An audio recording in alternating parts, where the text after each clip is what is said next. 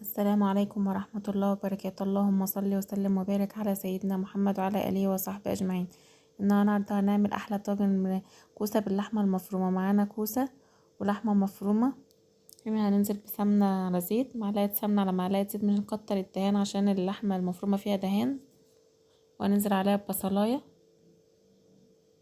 هنشوح البصلاية حاجة بسيطة كده. هننزل على طول باللحمة المفرومة، نديها تشويحة معاها دوبك بس خدت وش كده لون بسيط.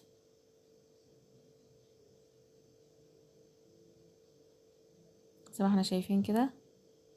هننزل عليها بعصير الطماطم تستوى معاها، يا دوبك هياخد كام غلوة كده. وهننزل بالكوسة، مش هنسيب الطماطم تتسبك عشان الكوسة تشرب من الطماطم. هنا كانت خدت غلوتين كده هنا زي ما احنا شايفين مع بعض كده. هنزل بالكوسة طبعا مغسولة ومتقشرة ومتقطعة. هنديها غلوتين وبعدين هنقلها في طاجن واحطها في الفرن. يا دوبك تاخد غلوتين على النار، مش هتستوي سوا كامل على النار. هنا كنت حطيتها في الطاجن ودخلتها في الفرن على الشبكة اللي في النص على درجة حرارة 200. وسيبها بقى تستوي خالص مع نفسها. هنا زودتها شوية مية. هنا كان استوى معانا الطاجن، وبوريكم الكوسة دايبة ازاي ومستوية خالص ازاي، شاربة الصلصة والطماطم واللحمة مستوية.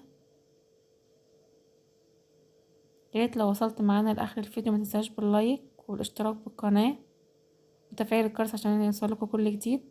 متنسناش بتعليقاتكم عشان نعرف الفيديو عجبكم ولا لأ. احلى طاجن كوسة هتاكله في حياتك. بألف هنا وشفا.